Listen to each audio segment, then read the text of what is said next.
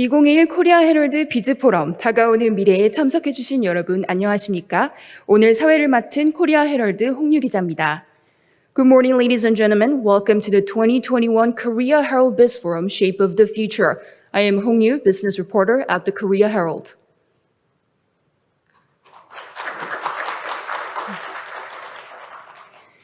(1953년) 창간한 국내 최고의 영자신문 코리아 헤럴드는 급변하는 산업 환경 속 우리 기업이 나아가야 할 길을 모색하고자 다가오는 미래, 포스트 코로나 산업의 핵심 트렌드라는 주제로 올해의 포럼을 준비했습니다. South Korea's #1 English newspaper in both online and offline markets, the Korea Herald prepared this year's forum under the topic Shape of the Future, Trends to Rule Industries and World Rebounds from Pandemic, to find a way for companies to move forward amid the rapid changing industrial environment. 깊어가는 가을의 길목에서 이렇게 존경하는 내외 기분 여러분을 한자리에 모실 수 있게 되어 영광입니다. 아울러 오늘 행사는 코리아 헤럴드 유튜브 채널을 통해 실시간으로 시청 가능합니다. 소중한 시간을 내어 참석해 주신 내빈분들을 포함하여 온라인 시청 중이신 분들께도 환영의 인사드립니다. 포럼 마지막 순서까지 함께해 주시길 바랍니다. It's a great honor to have you all here with us today. The forum will be broadcasted live through the Korea Herald YouTube channel. I want to express deepest gratitude to all of you here with us today and to those joining us online for making time to take part in this event. 오늘 이 자리를 위해 귀하신 분들께서 참석해 주셨는데요. 각 분야에서 중추적인 역할을 맡고 계신 분들입니다. 시간 관계상 한 분 한 분 모두 소개해드리지 못하는 점 미리 양해 부탁드리며 지금부터 호명하는 분들께 큰 박수 부탁드립니다. Today we have the honor to have with us renowned figures of diverse sectors. Please excuse me for not being able to introduce each one of these figures due to time limit.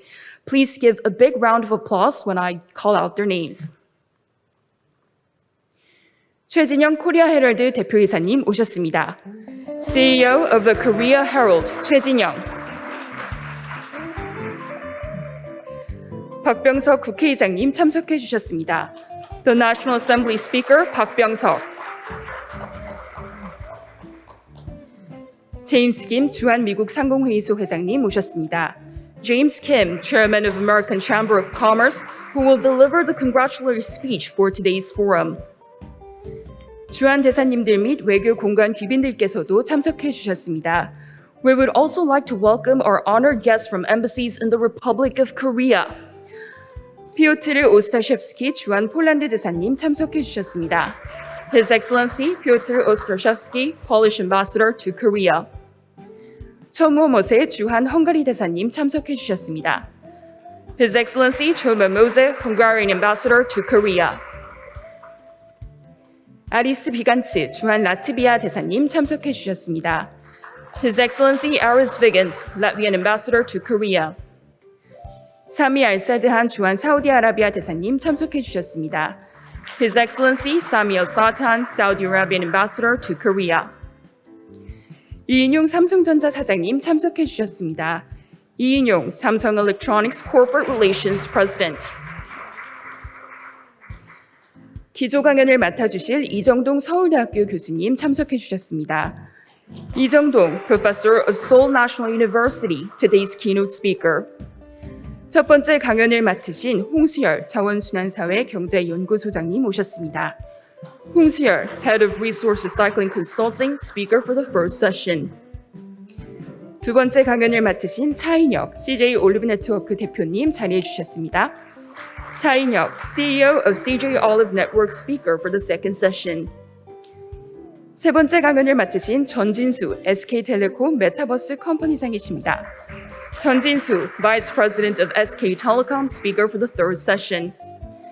시간 내어 이 자리에 함께해 주신 모든 분들께 진심으로 감사 인사드립니다. 그럼 지금부터 2021 코리아 헤럴드 비즈 포럼 다가오는 미래 개회식을 진행하겠습니다. 자리에 통역기가 비치되어 있습니다. 한국어는 채널 1번, 영어는 채널 2번을 통해 안내받으실 수 있습니다. Starting now, Korean and English interpretation will be provided. Channel number 1 is Korean and channel number 2 is English. 먼저 최진영 코리아 헤럴드 First of all, we'll start the forum with the Opening remarks of CEO Jinyoung of Korea Herald. Please welcome him with a big round of applause.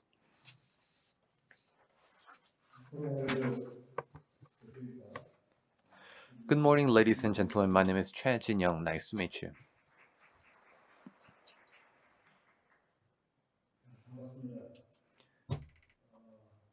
Welcome. First of all, I'd like to extend my gratitude to National Assembly Speaker Byeong-seug, Chairman James Kim of AmCham, His Excellency Piotr Ostashevsky, Polish Ambassador to Korea, His Excellency Choma Moses, Hungarian Ambassador to Korea, His Excellency Iris Figgins, Latvian Ambassador to Korea, His Excellency Sami Al-Sadan, Saudi Arabian Ambassador to Korea, President In-hyok, the Samsung Electronics Corporate Relations President,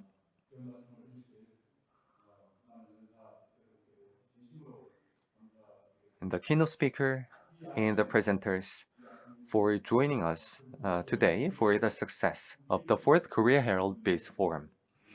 I'd like to also thank all corporate leaders, distinguished guests, and staff for making today's forum a success. Last year, in this forum, we talked about the possibilities of the contactless or untagged era brought about by the unexpected crisis of the COVID-19. At that time, many people thought that uh, the COVID-19 crisis will end soon and we'll be able to go back to normal. However, we are talking about a life with the coronavirus in the second year of the pandemic, and we have to face the reality in a more serious and square manner. The everyday life we wanted to go back became a part of the past. The human race went through an evolution with the pandemic, and overcoming the crisis should be a step forward to the future, not a step backward to the past. The entire world has changed in the last 2 years. With the disruption of the global supply chain, based on the principle of efficiency, factories around the world were shut down. This led to the strategic competition for key materials, and trade protectionism is disrupting the global trade system. Also, digital transformation became a huge global trend, even in the traditional industries where anything was possible with people physically coming together. With the increasingly alarming climate crisis, countries across the world are revving up efforts for the transition from fossil fuels to eco-friendly energy production. With this fast-changing business environment, corporations in Korea are working very hard. They have to respond to the fourth industrial revolution accelerated by the pandemic, meet the needs of the more complex customers, and establish a new supply chain, production infrastructure with digital technology and logistics network. They should not also neglect the ESG management. That's why we will discuss the future directions of the Korean industry with the great transformation after the pandemic today. We have prepared 3 themes: decarbonization, digital transformation, and possibilities of new business in the Metaverse. This year's forum will be a venue to think about the anticipated changes with experts on these themes. I hope that today's forum can be a great opportunity for us to have a better understanding and develop our response strategies after the pandemic with the best experts from home and abroad. Once again, I'd like to thank all of you for joining us. The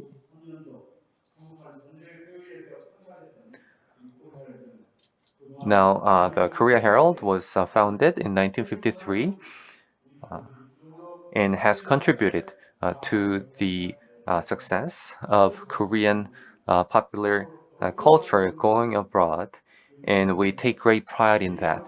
I will make sure that we make more contribution to making Korea great, and I ask for your continued support and interest. Thank you very much.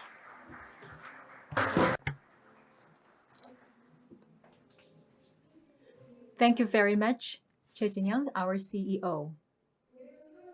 2021 marks the fourth Korea Herald Biz Forum. Today, we have our guests of honor to grace this event with their congratulatory remarks. First and foremost, we have the honor of having His Excellency National Assembly Speaker Park Byeong-seug. Please welcome him with a big round of applause.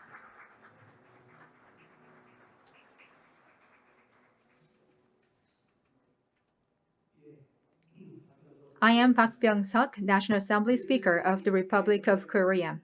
The humanity is now at the center of great transformation. The rapid digital transition at the industry front and climate change require innovation of our lives and corporate management paradigms. Amid the grand wave of changes called the Fourth Industrial Revolution, the world halted to a stop just like that. We are now in a grand transformation with its speed and size unprecedented in the human history. I believe it is the reason why Korea Herald chose the theme of Shape of the Future today in this business forum. This is an opportunity to look ahead post-pandemic era and a festivity of knowledge to tap the core trend of changes. I thank CEO Jin-young of Korea Herald for his hard work to prepare for this event. My thanks should also go to Korean academicians, diplomats from other countries, and the staff of this forum. Human history says that countries and companies which have adapted changes and led to innovation were successfully changing the course of power. For the last 260 years, the world has gone through the three industrial revolutions, totally changing the fundamental industrial structures, bringing out new global companies. We are now watching online platforms suddenly jumping into the ranks of the world's giant companies. Climate change warrants existing industrial system based on fossil fuel.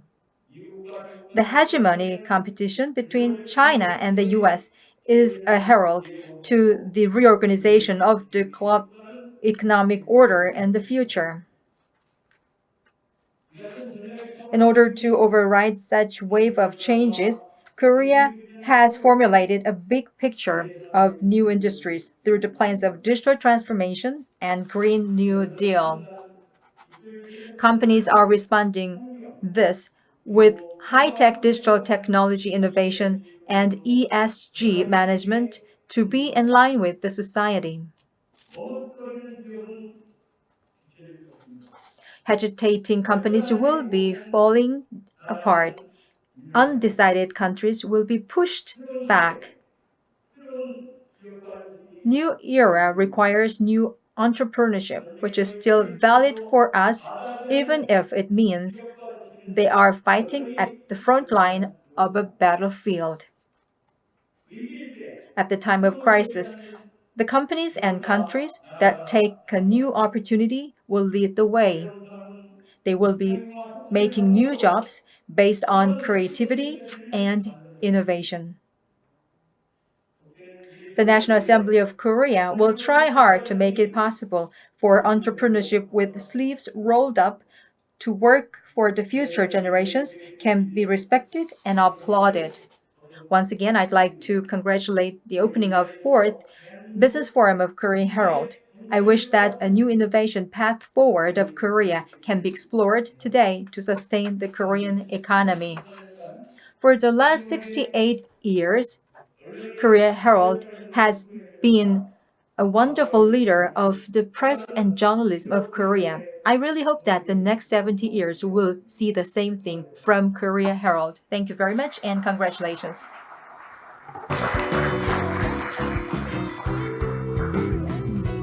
좋은 말씀 Thank you very much.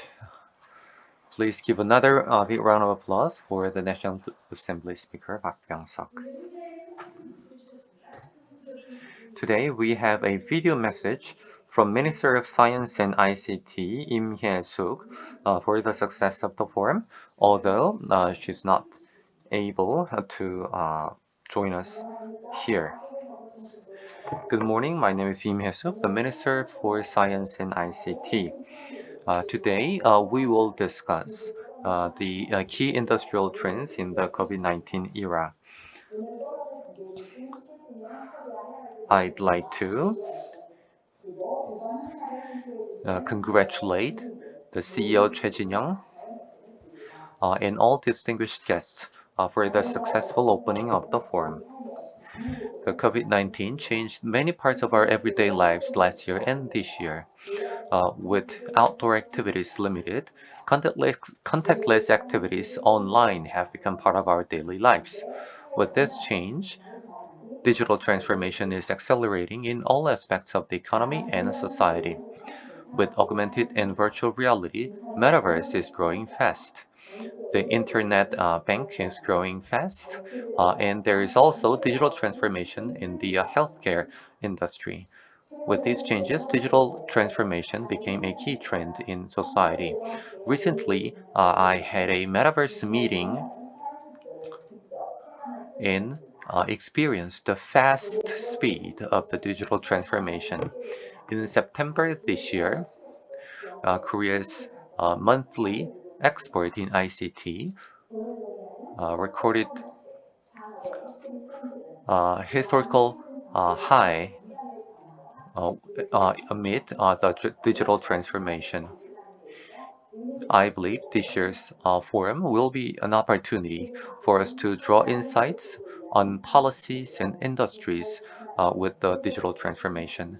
In the pandemic, many countries around the world are accelerating digital transformation and competing fiercely for technological hegemony. That's why the Korean government is pursuing the Digital New Deal policy package. With 5G, AI, and Metaverse growth support. In July last year, we have established a Digital New Deal task force across the government ministries and has supported digital infrastructure and amended relevant laws and institutions. Recently, we have successfully adopted the Framework Act on Data, which will lay the foundation for digital transformation. With these achievements, we are now pursuing Digital New Deal 2.0 for us to nurture Korea, a digital leading country in the world. We will actively utilize cloud services in the public sector in partnership with the private sector. Based on the achievement of the world's first 5G commercialization, we will actively support 5G conversion services, including autonomous driving. And we are proactively supporting the development of 6G technologies. We'll also support the establishment of AI ecosystem as part of our national strategic plan. We'll continue to apply AI technologies in many parts of the society so that the people can feel the benefits and the technology can be expanded to all sectors of the economy. In particular, we have established a Metaverse alliance where the private sector leads and the public sector supports so that we can develop new Metaverse technologies and establish a Metaverse activation plan. The COVID-19 pandemic presents another opportunity for Korea, which is an IT powerhouse. The government will continue to communicate with the private sector and establish a sound economy and society based on digital transformation. with successful digital transformation, we will once again upgrade our level as an IT powerhouse and activate all sectors in the economy. I hope today's discussion will lay the foundation for Korea to take a leap toward a global leading country. Once again, I'd like to thank you for joining us in this forum, and I wish every success and happiness for every hero in our economy. Thank you very much. 제임스 Now, James Kim, Chairman and CEO of AmCham Korea, will give us the remark for congratulations. Please give him a big round of applause.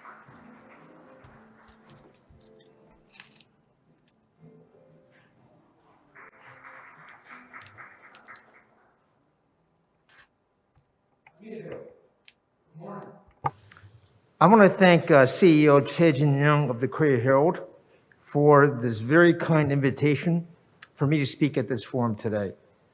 I personally read the Korea Herald every morning. What a great place for me to get true insights. So thank you very much, Korea Herald. It was also truly inspiring to hear from National Assembly Speaker Byeong-seug and the Minister of Science and Ict, Hye-sook. With their leadership, both international and local companies will be able to enjoy a smooth transition to the post-COVID era. I had a chance to visit with National Assembly Speaker Byeong-seug a few months ago. At that meeting, we had a very constructive discussion on ways to boost Korea as a top destination for foreign investment, especially here in Asia. I would love to see Korea become the hub, regional headquarters for Asia right here in Korea. It was a real honor for me to explore potential collaboration with the Korean government. It's also great to see so many leaders from both the government and industries here today.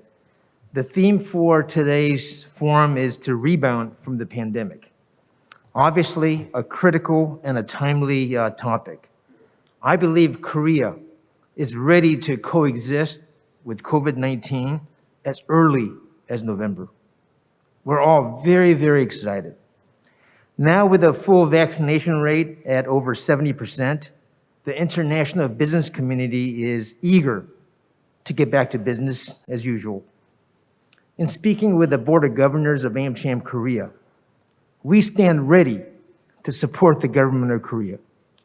We really, really are ready to get back to work. The COVID-19 pandemic has forced businesses to accelerate digital transformation. Companies are now using cloud services and virtual meetings like never before. Even at AmCham, we're now in complete digital transformation mode. As evidence, we held more than 100 webinars since the pandemic. Today's event is also an online, offline hybrid event.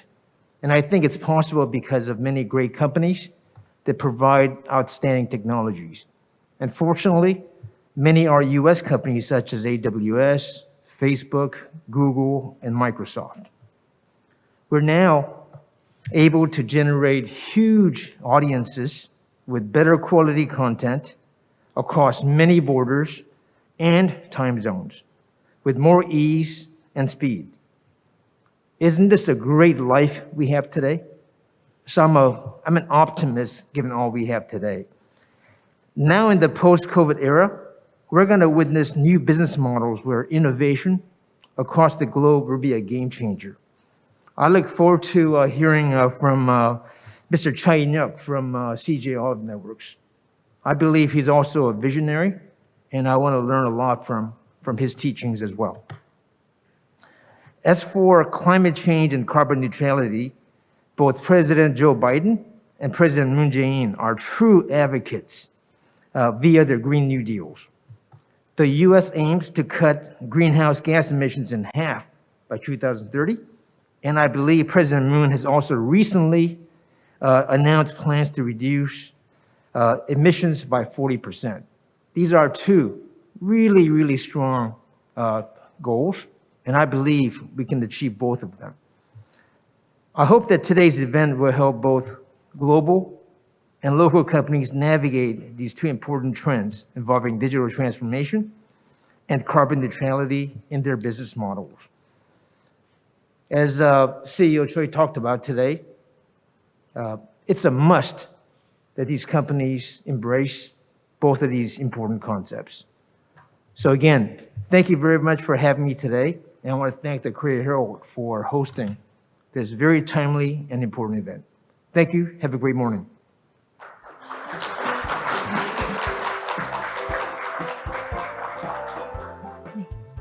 제임스 김 Thank you very much, Chairman James Kim.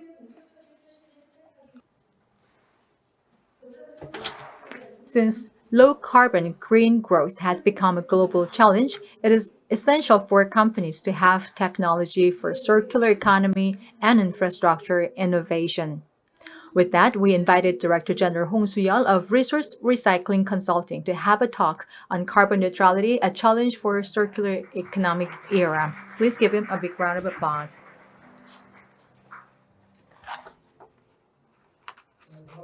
Very nice to see you. My name is Su-yeol from Recycle Resource Consulting, and I'm going to give you the talk about the carbon neutrality, a challenge for a circular economy. The key word for the environment is about the decarbonization and how we move toward carbon neutrality and how we can just come into the world of circular economy. These are the keywords that we are witnessing nowadays. Having said that, about the carbon neutrality, many of you must have heard about it. Although it is a difficult concept, we know that the carbon neutrality is something expected to be difficult. And also companies around this circular economy and also the carbon neutrality, they are preparing themselves for making contribution to the society. Although this topic in itself is a difficult one, it is possible because carbon emission can be measured quantitatively. However, when we talk about the circular economy, it is kind of ambiguous and uncertain. In order to move toward the circular economy, the responsibilities are given to the companies. In order to achieve the circular economy, companies are asked to play a role.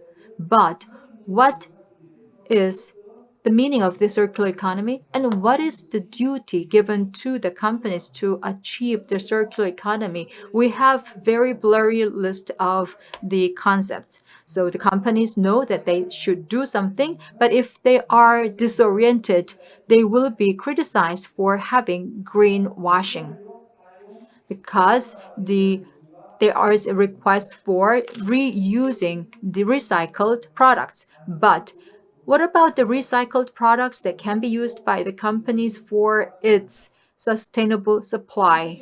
Still, it is very uncertain. In terms of the size of the risk, the carbon neutrality is much bigger in size as for the tasks, but in order to move toward the circular economy, the risk is not less small. For companies to make preparations for circular economy is much more challenging one than the carbon neutrality because it can just hit a blow that can detonate everything around.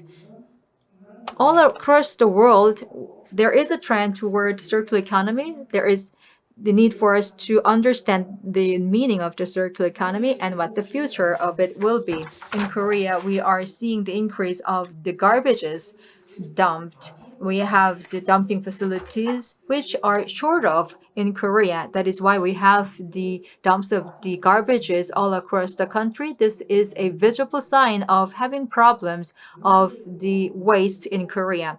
And also across the country, we have increase of the usage of the plastics, which will be further increased in the future.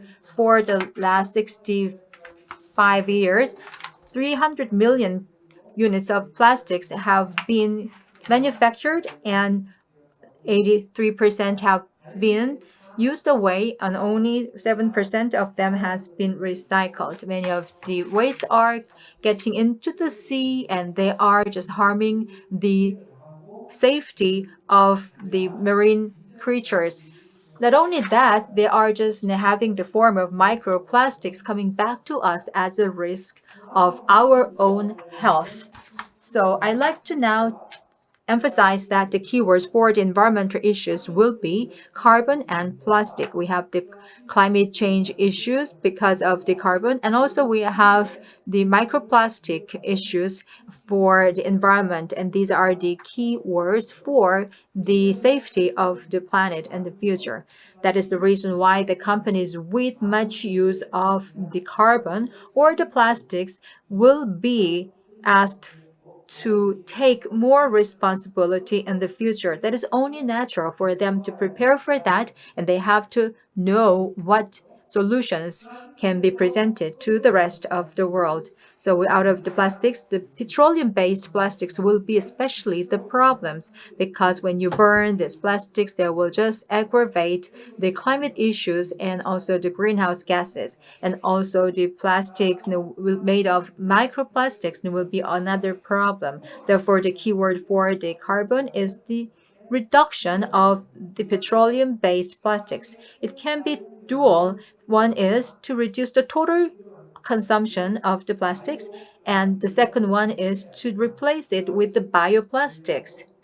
So that is kind of replacement. So we have to have the dual strategies. Also in Korea, bioplastic will play a key role in the future as now. Having said that, the bioplastics that we are using right now are very much uncertain for its ability to replace all of the plastics that we have used so far. So that is the problem we have.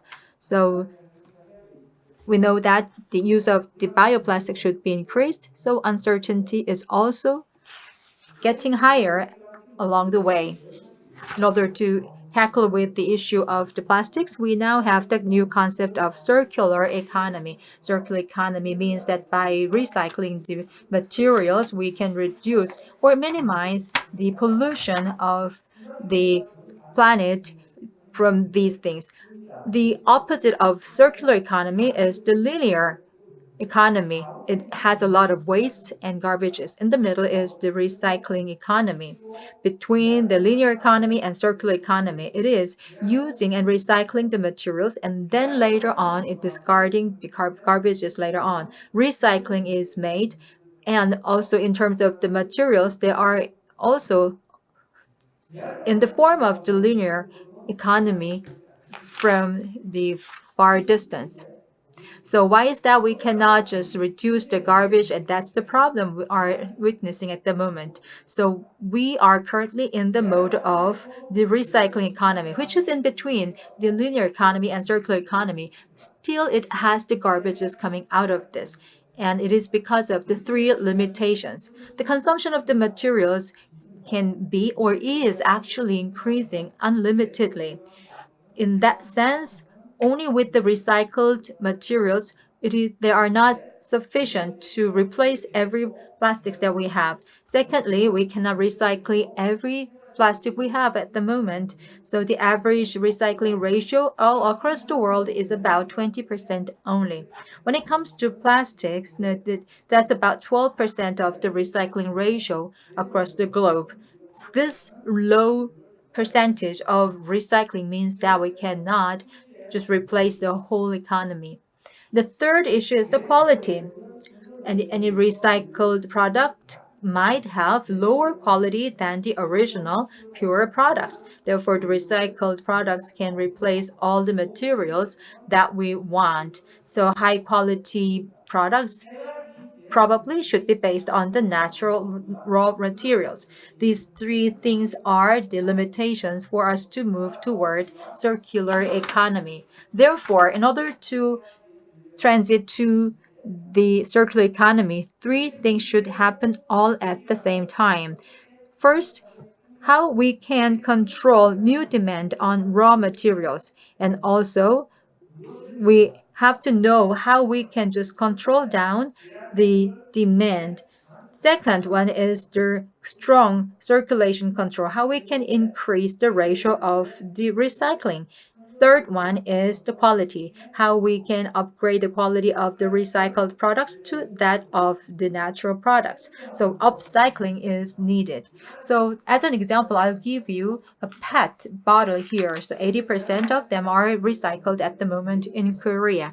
Most of the PETs are now going to the waste PET. They are not recycled into another PET. In Korea, for a PET to become another PET is less than 1%. If we want to go to the circular economy, it means that a PET that we use today should be recycled into a full another PET here.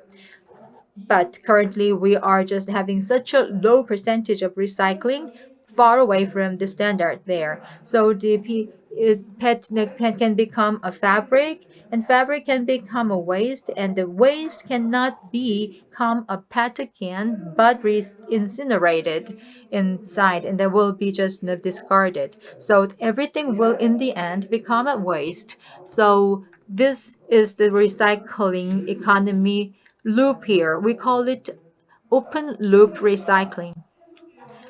We normally say that by having a pad recycling, we have a fabric to be made into clothes, and that is something that sounds like upcycling. We're very much excited about that transition. However, that is only half the story of the upcycling. For a recycling that is perfect, we have to have a continuous loop cycle of the materials. The fast fashion companies say that they are using recycled fabric to make their own clothes, saying that they are making contribution to the reduction of waste. However, that is a risk of greenwashing. That is quite controversial because fast fashion companies are talking about the waste problems that are coming from the fabric, and they are just closing their eyes onto the real issues of the clothes getting into the waste basket. That's the real story we have to look into. So if they are just talking about the half of the story, that is not the right thing to do. So that is also a source of controversy for many people. So when we talk about this recycling, the companies should be able to say that they are responsible for the essence of the garbage they are really making from their processes. They have to be able to talk about the rest of the story as well. Now let's talk about the carbon neutrality and circular economy. In the international community, there is a roadmap made for the circular economy. So by 2030, they're going to have the reduction of the 45% of the carbon emissions, and also they have to reach net zero by 2050. Also in Korea, we are joining this rank by having the promises of reducing the 45% of our carbon emissions. The problem here is that the carbon consumption is increasing in Korea every year. So from the 2010, we are seeing the increase of the consumption. Now we have to start to reduce it, and the reduction should be much bigger from now on and at a faster pace than other advanced countries. We have to reduce these wastes, and all the industries are dubious about this possibility. So the NDC has been announced, and by 2030 we also have the industry target as well. By 2050, we have the carbon neutrality scenario, and about 90% of the reduction should be made according to our scenario. And also that's about the 80 billion tons. And also we have to reduce it to 4.4 million tons from 17 million tons. The question is how? In order to reduce the greenhouse gas, we have to increase the supply of the recycled energy according to many, but without having the total control of the energy. Only if we are increasing the amount of recycled energy, does it mean that we can reach the carbon neutrality? The answer is no, we cannot do it. And also, based off of our consumption of the carbons, we should also deal with the greenhouse gas issues at the same time. Therefore, in order to reach the carbon neutrality, not just energy consumption, but also the conversion of the use of the materials should be made. So the conversion of the material use is also part of the circular economy. Therefore, the total amount of materials consumption, so to speak, should be reduced. And also the materials we are using should be based on the recycled products to supply the economy. So the recycled materials, they are very important, as seen in this graph here, is how important it is. If we have the iron ore, we have the 1.3 tons of the greenhouse gas made out of the 1 ton of the ore, and also for the greenhouse gas is about 1.4. Bauxite is also another example of having the 13.5 tons of the greenhouse. But if we're using the aluminum scraps, only 0.5 ton of the greenhouse gas is made, and aluminum ore is made, and then that's if that's the case, we can reduce 98% of the greenhouse gas. So it means that we have to go toward the carbon neutrality by having the reduction of greenhouse gas dramatically. Also, there is an issue here when we use the recycled gas or energy, how much reduction has been made onto the reduction of GHG. There is no criteria at the moment to know how much contribution has been actually made. So the role of the circular economy is actually underestimated at the moment. For this matter, we need to have the improvement of the statistics to understand the recycled materials and the circular economy. Also, we have to encourage many companies to use more of the recycled materials in the future based off of that statistics. In conclusion, I have to tell you that the circular economy is a must, and also the new environmental issues should be dealt with by the circular economy in the process.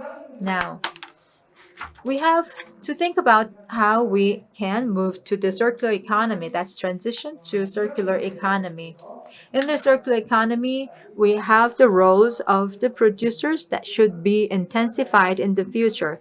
I call it expanding actual responsibilities by producers at production stage. So we have the word circular and we have the word economy, and they're combined together. What kind of role can be played by the producers?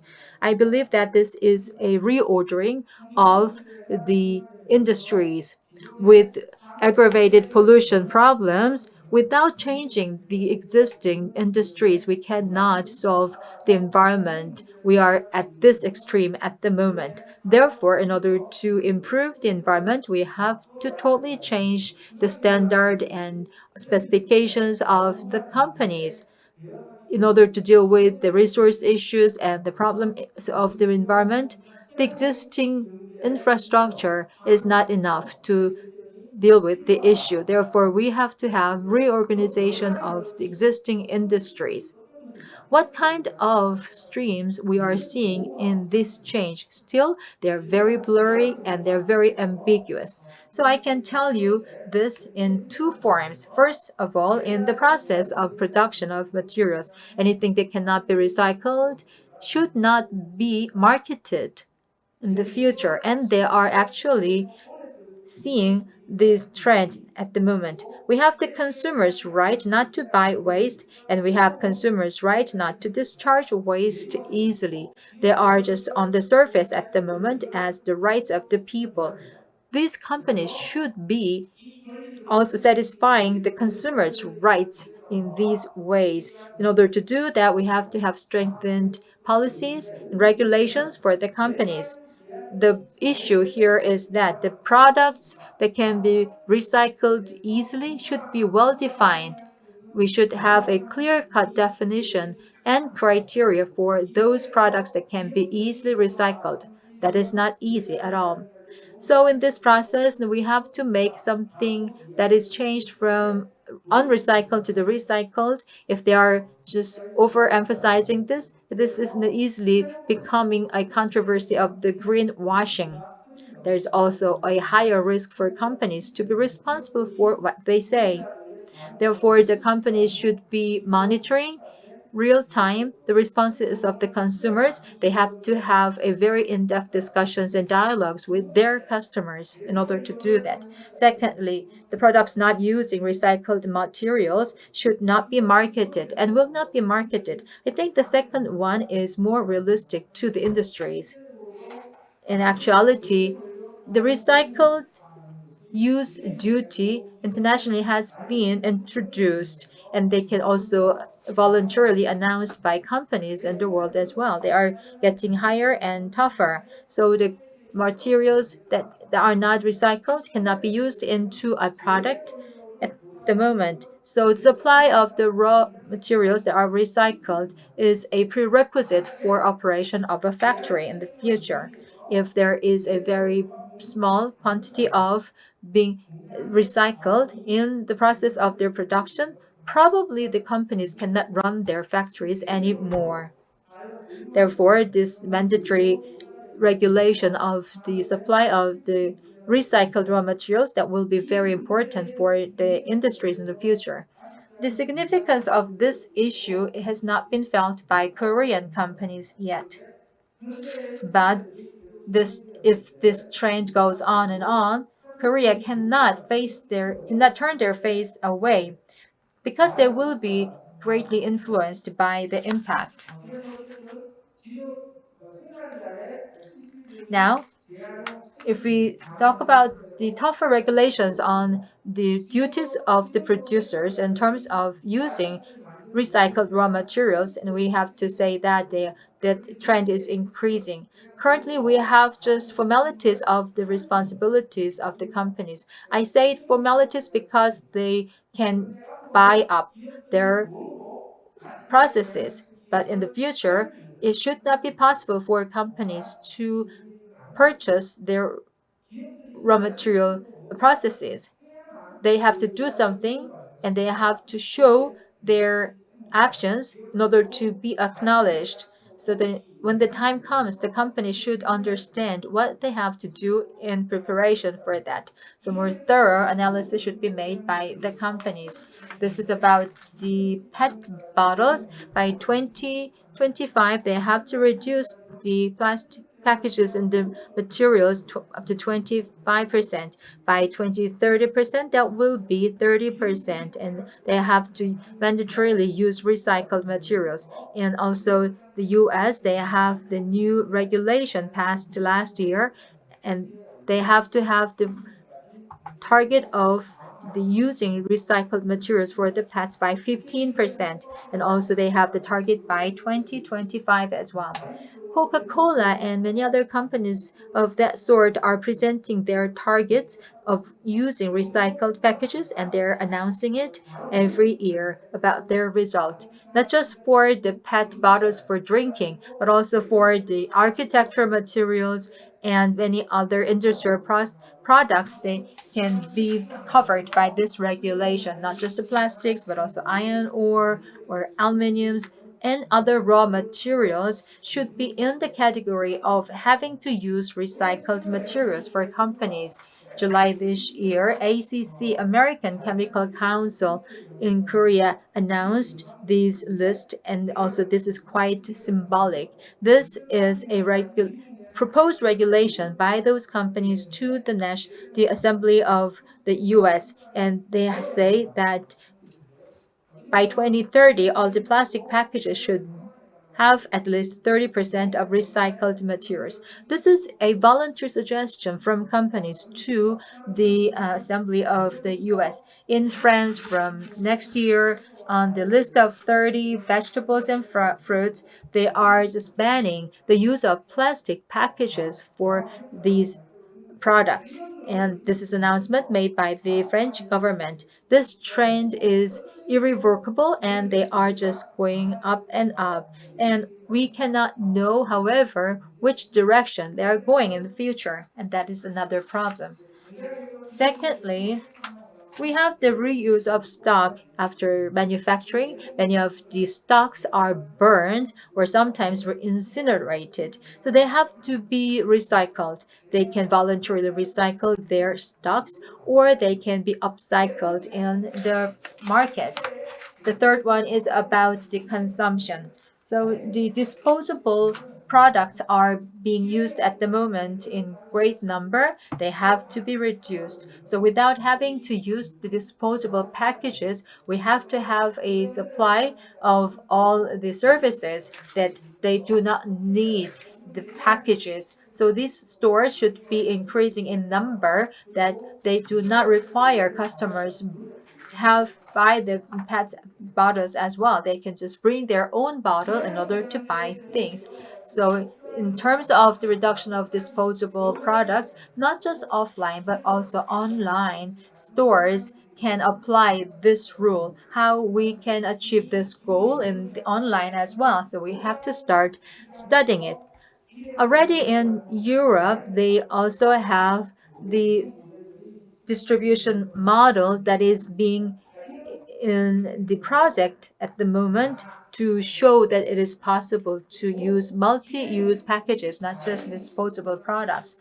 And also, we have to have a consumption structure where people do not have to use the disposable products. Even at the restaurant, people can bring their own containers. This is a project for demonstration, but anyway, we have to explore more ways to increase this trend. We need to have a recycling city without disposable products. At the cafes or restaurants, they might charge more surcharges for disposable product use, and also they can have the refund for using multi-use containers. Luckily, in Korea, from June 2021, they have 2022 deposit money system for disposable cups at the cafes in Korea will be applied to franchise cafes, and that will be the first time in the world. So using this, we can also have the infrastructure prepared for having the encouragement of using multi-use containers. So how we can just further improve the system of refund, and that's another thing that we have to do.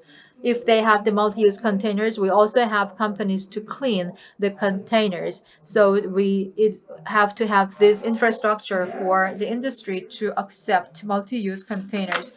Lastly, we also have a new improvement system for recycling. The most important thing in this part is to target setting. What can be changed with the new criteria should be understood. So we should not have the optical illusion from this. In order to move toward circular economy, this consumption of the recycled materials will dramatically increase. By 2030, how we can increase the recycling in the Korean society, and we have to know what the target is, and we have to know where we are compared to the target, and we have to understand the gap, and also we have to understand where this gap comes from. So in this process, we have to know what role should be made by all the stakeholders. That is the process of making a roadmap.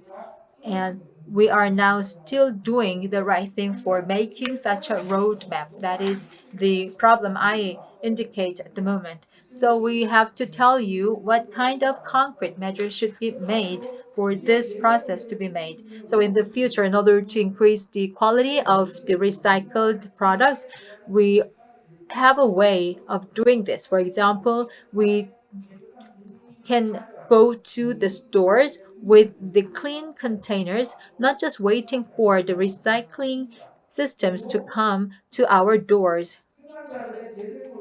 Also, for the mandatory system of using the multi-use system, higher quality materials should be made for the containers. And also, in order to do that, not just the recycling technology we have now, but also future technologies will be needed because the current technology is way behind the expectation. So currently we have the mechanical recycling that is not enough to increase the quality of the recycled products.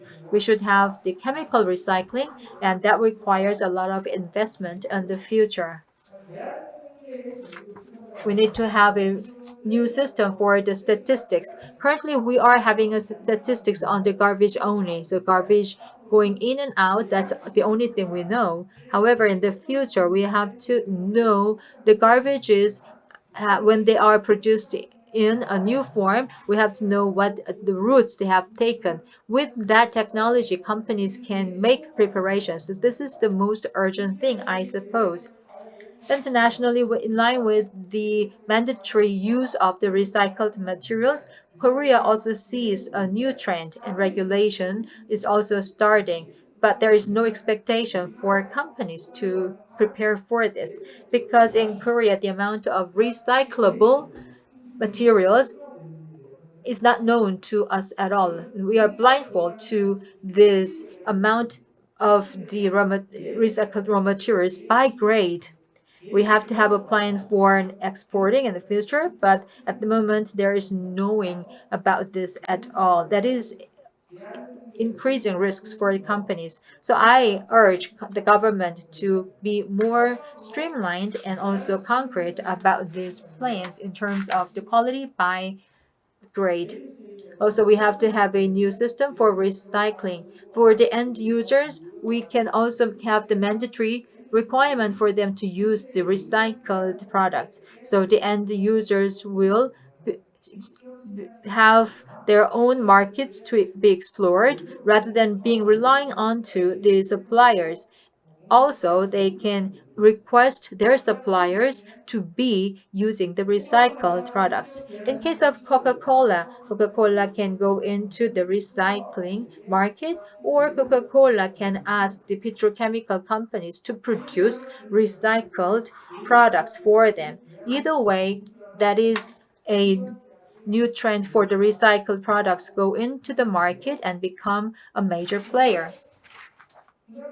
That will be inevitable. Also, in the process of moving towards circular economy, restructuring of the recycled companies is necessary. In order to do that, investment by the large companies is also expected highly. Currently, the problem here is that we have the SMEs and small scale companies for the recycled products. They might be facing the risk of being expelled from the market because of the large companies coming in. That will be a social problem. That is about the the supermarkets coming into the neighborhood, discharging all the small mom and pop stores. That is the same analogy. The question here is that we have to solve the problem of this dichotomy and this dilemma, because we also have to know that if we just wait for longer, we will lag behind the changes of the world. Reorganization is necessary for us to change in the society. But if we are hesitant of doing this because of the side effects that we expect, the bigger impact will come back to us. Therefore, with the advancement of circular economy, we might have the conflicts among the members of the society. We have to get ready for the solution to all the stakeholders as well. What is needed here is the good channel of communications. Changes caused by the circular economy is inevitable, I say. The trend has already started. There's no denying of this by us. If we do not have the right to deny it, we have to be active in participating it, and we have to just accept the changes. Are we ready for this? That is my question to all of you. Thank you very much.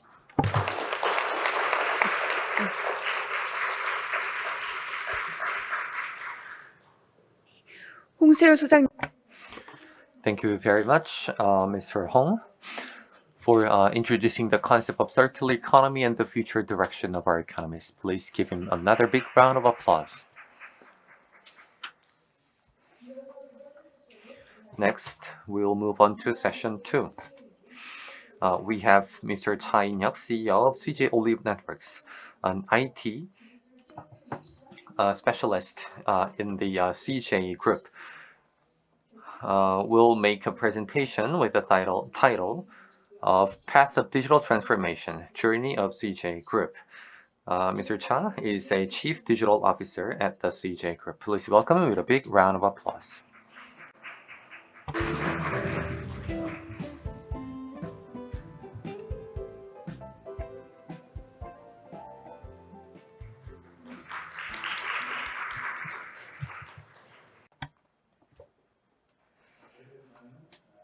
such a pleasure and honor to be here, to have a chance to talk about a case study, really, related to a path of digital transformation that we at the people, we at the CJ Group, some of us actually have undertaken in the last year and a half or so.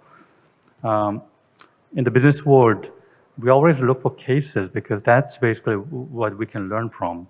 And then when enough cases are accrued, then we systemize that and we study that, of course, and analyze that and try to, to really make it into a framework. But right now, our assessment is that the tryout of digital transformation in Korea, in the business world of Korea, is really still at case accumulation phase. So that's just my statement. But so this talk will be really based on a kind of a case study. I can't really say that this is going to be effective. This is kind of a trial and continuous learning from one case. But I hope that this talk will give some insights and some common understanding of some of the problems that we may have, some of the challenges, and some of the small victories and some of the successes. So this is a short bio. I did most of my early career in American companies in the US, mostly technology companies, and then kind of as a transplant from the US into Korea, worked for Samsung for 4.5 years, doing the R&D in the IT company, Samsung SDS. Then I was the head of B2B business at SK Telecom for 3 years. Then I joined the CJ about 2 years ago. Right now, a dual responsible, first as the group's CDO, Chief Digital Officer, and also as the CEO of CJ OliveNetworks, which is IT services company for the CJ Group. Now, for those of you who may not be very familiar with the CJ Group, CJ stands for really 4 tenets. We want to contribute to the making of a healthy world, also a delicious world, joyful world, and convenient world. So we have representative companies such as CJ Jeong-dong, Korea's largest food making company, and also for the joyful world, we have CJ E&M, Korea's largest content creating company. And then for convenient world, we have companies such as CJ Logistics, Korea's largest logistics company, and my own company, CJ OliveNetworks, which is an IT company. And this is a mission chart for OliveNetworks. As the digital player, digital enabler of the whole of group, we had to really re-envision what we wanted to do. So last year, the entire company's employees actually worked together to make a new vision. So we want to lead our customer success with only one technologies and services and contribute to making better world. So we want that to become our mission. And then everything else, the visions for 2025 or 2030, and our work rules have all extracted out of that mission statement. Let me talk a little bit about digital transformation. Now, digital transformation is an unfortunate word in my mind because it defies definitions. I used to work in the smart city field, and they say that there are more than 250 definitions that are being used in the smart city world. In some senses, digital transformation is similar. Nobody knows what exactly digital transformation is. It is context dependent.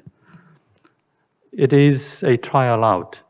It is not yet established. But that's where the fun is, where the excitement is, but also there are lots of pitfalls. As far as I know, I'm the second chief digital officer of a major Korean corporation, of any major corporation. There was one other group where a group CDO's office was established before CJ Group actually did. And then there are a couple of others that followed the CJ Group. We all do think differently. We all communicate, of course, with each other, but we all have different kind of focuses, different experiments. It's great that we are doing that. Because if it's one thing, if everybody agrees on one path, I think that's going to be very risky. But again, so a lot of experiments. But first, let's talk about companies that we already think transforming themselves and transforming others. The digital natives, the big tech companies, the big platform companies, the disruptors. So I listed only some of the American companies here, but of course we all know that in Korea there are a number of very capable, very emerging platform companies and digital native companies too. They typically build the platforms and then they structure the markets. They strengthen customer values based on large and fastly growing network effects. And then gradually they replace existing businesses and players through their disruptive innovation. So this is a familiar story. But the question is, what about the rest of us? I don't have a slide for these numbers, but that rest of us consists of about 5,000 large companies in Korea employing about 3.5 million people, about 98,000 mid-sized companies employing another 3.8 million people, and about 6.5 million small business and mom and pop stores that employs in total about I think it's about 15.2 million people. So about 20 million people and about 6.6 million corporations and enterprises and small businesses are the rest of us. I don't think the big tech platform companies of Korea employ more than 30,000 people actually. So how do the rest of us transform ourselves? And another related question is, who is there to actually assist that transformation is a big question. They say that one of the relatively unknown facts about Silicon Valley is that Silicon Valley is about really B2B. We tend to think Silicon Valley is about consumers. Not really so. Most of the companies coming out of Silicon Valley is actually B2B companies, companies that enable and assist other companies to succeed. Even the world's largest software company, which is Microsoft, you all know the new mission that Mr. Nadella made out for themselves, which is to enable everybody else in the world to attain their full potential. That's their mission. They don't want to make a big platform and replace everybody else. So there are companies in other worlds, in the other centers of innovation, where their missions and their business models are about enabling others to succeed. In Korea, unfortunately, we have a relatively weak ecosystem for that. So this is a kind of fundamental question for the digital transformation in our country. So that's a big question and big problem, but as the group CDO, I have to worry mostly about our own companies. CJ Group, about 10 larger companies there, about 40,000 employees, making about $40 billion a year in revenues, mostly very, very traditional business models. So how do we help transform these companies and the employees? What we did was, we had a very clear objective. We needed to secure and spread success stories. Everybody probably can still already understand that it's important to create success stories and spread them as fast as we can. But I'll talk a little bit more about that. We also wanted the organizations that is going to lead this kind of efforts to be really small and really, really agile. Because in large companies, things can quickly become very, very stuck. And if you're large, you create your own inertia. So we wanted to have small organizations to be able to lead large leveraging effects.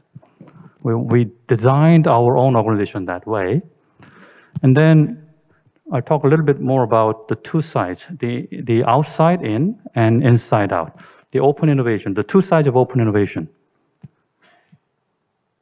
If we don't feel there are too many others locally who can help us, who do you get help from?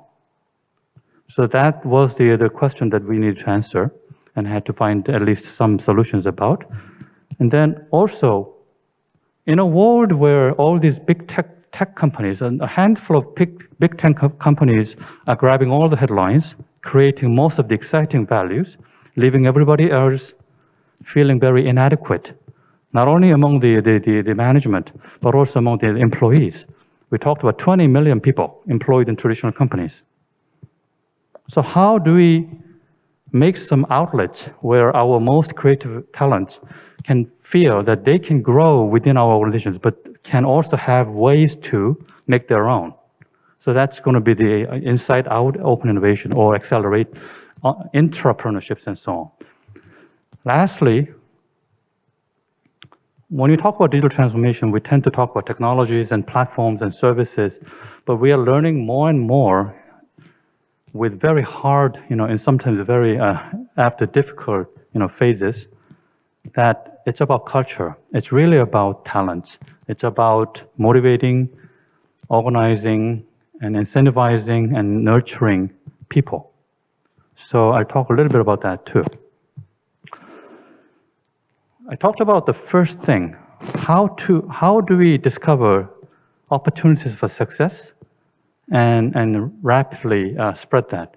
So I talked about a small team, and we have a very small team that constantly looks into ourselves and also outside of our own companies and see where may be the opportunities to transform. And we talked about, post-COVID, the COVID world where the supply chain has been disrupted globally. In CJ world, that same problem actually exists right now. Let me just skip this, so I also talked about the finding opportunities for success.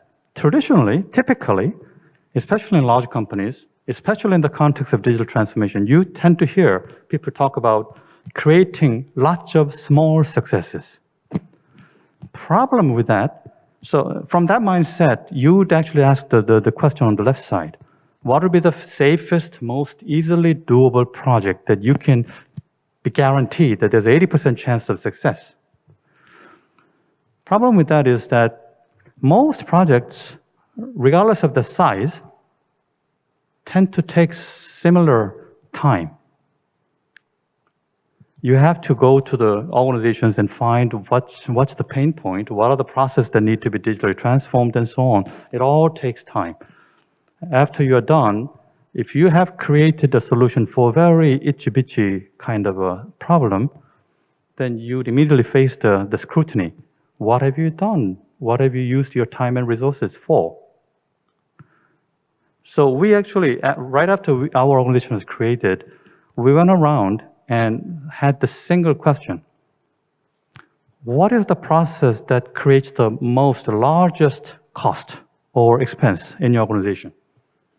We want to tackle that problem head on, but not necessarily actually systematically actually solve it, but just prove there's a feasibility that you can transform this. You can create large business impact. And the first problem we actually took on and found and took on was the problem of global supply chain in our companies, Jeong-dong and other food companies.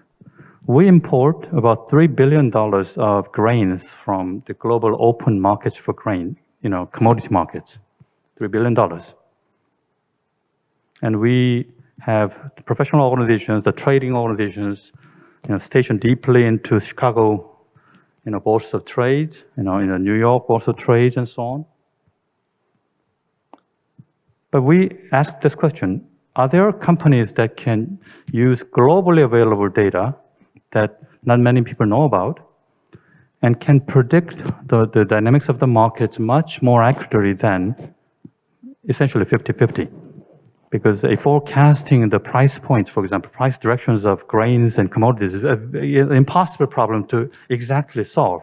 But if you can do better than 50-50 by a large margin, then over time, if you change your processes and if you change your KPIs and so on, you may be able to, on average, over long term, purchase the single most large expense item that for your company, which is the grain import price, costs drastically. So we took that problem on. And then the next question we asked ourselves was, what kind of data may be available to disruptively solve this problem? Let me digress a little bit to a funny situation, because this is one of our team members actually suggested to me. He said, we are entering the era of the IoT, the Internet of Things. Now, 4 or 5 years ago, IoT was all the craze in everywhere, really. I was actually, at the time, the business, leader responsible for IoT business in one of the telecom companies in Korea. Business didn't take off. So, at the time, one of the research organizations said that there may be about 30 billion, at the time there were less than 1 billion devices in the world, IoT devices. They said that by 2025 we may have about 30 billion IoT devices in the whole world. That sounds amazingly large.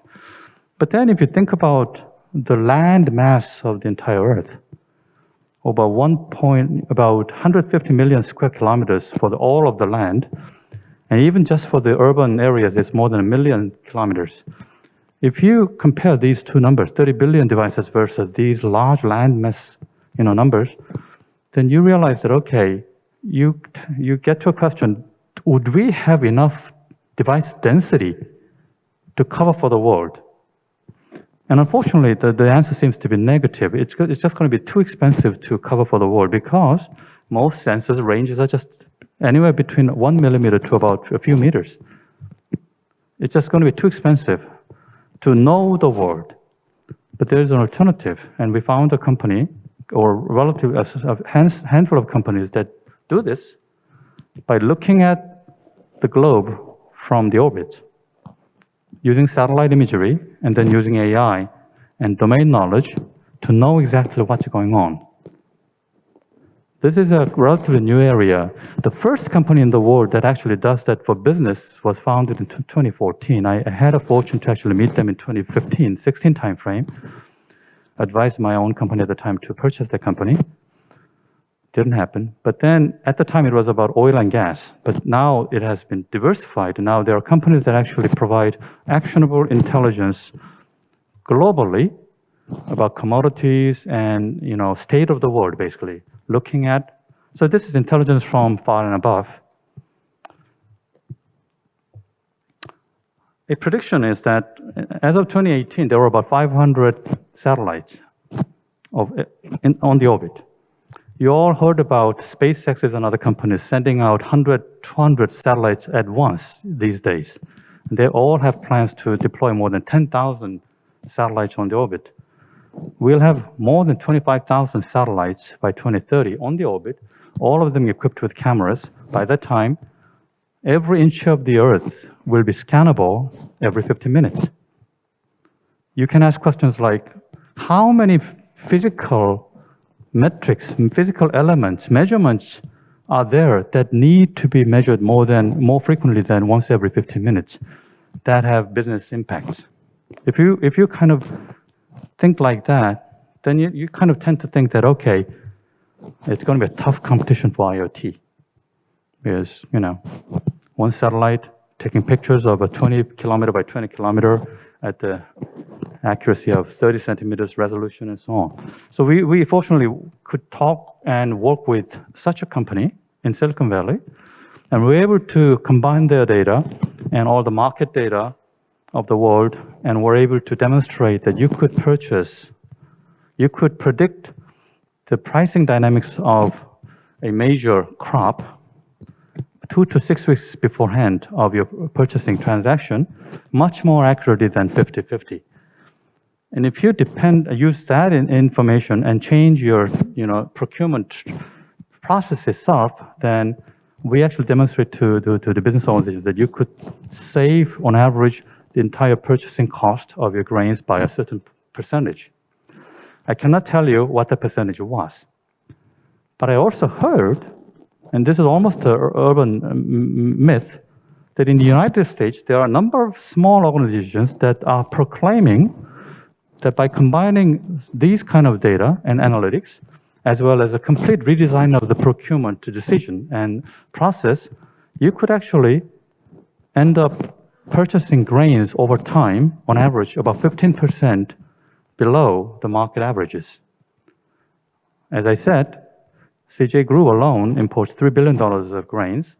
The entirety of Korea imports about $7 billion of grains a year. If we can save 15%, that's a large number, right? So we were fortunate that the COVID was happening, the uncertainty and anxiety about global supply chain was happening, and people responded favorably to our calls for cooperation. I mean, in many cases, procurement is such a professional and very dedicated process that almost nobody else can touch, even within the companies. There's a funny saying that even CEOs tend to really not ask any questions to the procurement organizations because they don't understand that. It's left out to the professionals. And it's probably going to be left as the last organization and process to actually be transformed because the inertia is so much there. The institutional inertia is so much there. But fortunately, we're able to work with such an organization, and they are actually undertaking a transformative effort with us, and we showed them some of the ways, and they're very actively pursuing these kind of help, and also training their own people. So I think this was a great success story, and we're quickly spreading this to other importing organizations of the CJ group. There's one good success story. Another point is, people say that the second tenet about, the first tenet is using data and analytics, can you actually save cost or increase revenue? So that was the first tenet. The second tenet is, can you know more and more deeply about your customer? That is, of course, an important tenet of digital transformation. So the second problem that we wanted to take on was, can we help our sister companies to get to know their customers much better than before or current? So one case, we worked with OliveNetworks, which is Korea's largest health and beauty store company. And they have a certain, category of memberships of their customers. The largest of them is called the baby members. Baby members are the ones that have purchased only once. They have registered, but there's almost no record of any transactions for them from OliveNetworks. So they tend to be left alone. They're there, we don't know about them, right? So we proposed that, okay, you may not have enough data on your own to know more about these people, but there are all kinds of other data, even just within the CJ system. And as the law allows, we can work with you under the jurisdictions. We can help you understand more about all these people. And we actually launched such a project, and were able to demonstrate that out of about 6 or 7 million baby grade people, a large proportion of them would be people who would respond very favorably if OliveNetworks were to more proactively engage them. Giving them promotions, coupons, whatever, right? So, and this is just a kind of a learning that people need to find out, okay, with gentle help, with some technical help, you can know and discover things that you had not known. But then you also have to be sure that you want to be able to feel that you can be the master of that transformation without really having to depend completely on others. Because you always have, trust issue with other organizations. So we are working with them so that they will stand on their own to get the capability to know more about their, customers better. I talked a little bit about the small organization. So my own team in the CJ Corporation, the holdings company, is very small actually. It's about 10 people. At the start of this year, I had an exchange session with a large corporation, another very large conglomerate groups, digital people, and their CEO. And I told them about some of the cases the projects that we were doing. We had actually 4 successful projects last year, and we are doing 6 projects of this kind this year. And then the gentleman on the other side of the table was very amazed after asking me about the size of my team. Because his own digital transformation team was about 100, 200 people. So, but I told him that smaller the better right now.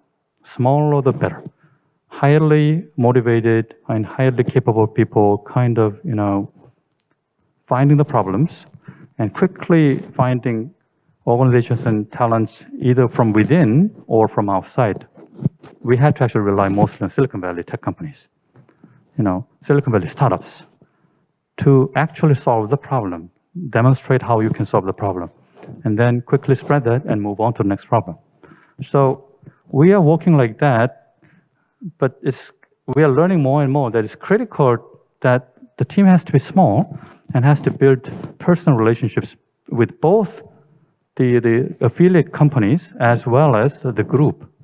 Because the group is always asking, what impact, right?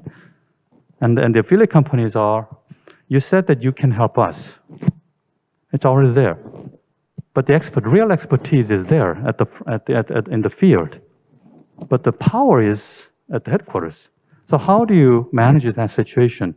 How do you manage all the communication, all the contradictions? They say that management is about managing paradoxes and contradictions, and we experience that all the time. The team has to be small and agile, but so we are actually designing it that way for 2022 too.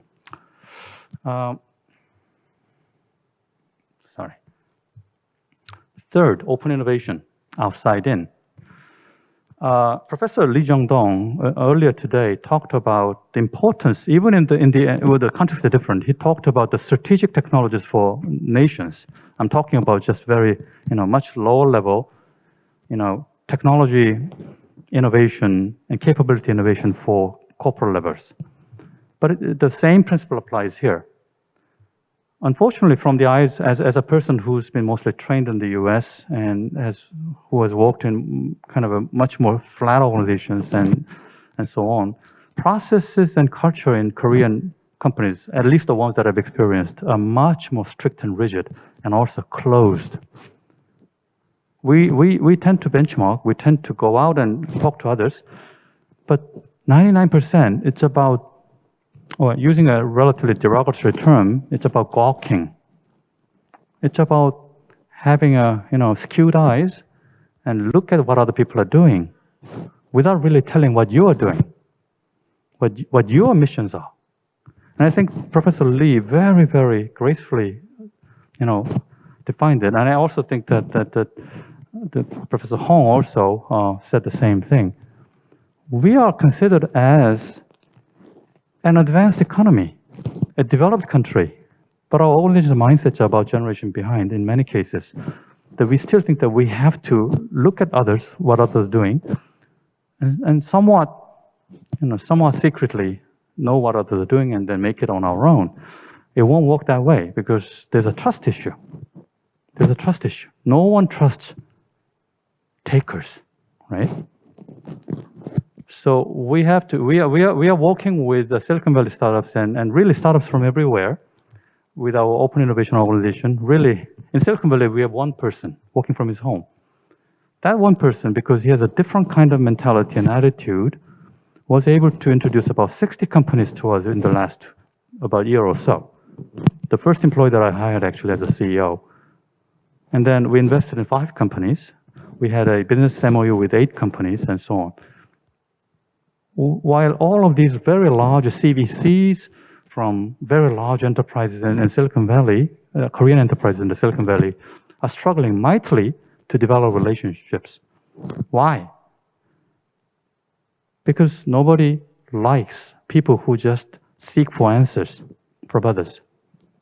You go there, and the first question you want to ask is, we learned about you this and this way, and we think that we maybe help you with our capability, our system, our network, our expertise, our whatever, our market presence. How about we work together this way? And if investment is a good tool to do that, we would love to explore the investment potential too. So that's our modality, and it has been fantastically successful. With a team of 1, well, there are 2 people who support him at headquarters. We're able to, beat everybody else within CJ, and depending on, based on our own analysis of what other Korean companies are doing in terms of productivity of open innovation. So again, we're getting into the cultures and attitudes and so on. But I think it's important that we have to be open-minded. We have to be contribution-minded, and then wonderful things will happen. And I think that's been our learning.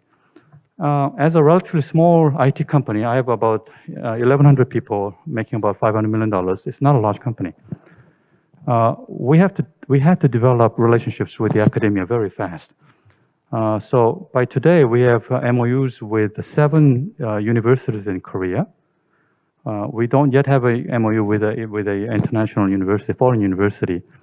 But some of these developments that you can see from in the slides all of them have been intentionally designed. So when you go to the universities, I usually lead the delegation myself, try to meet with the president or at least the dean, and then talk about their problem.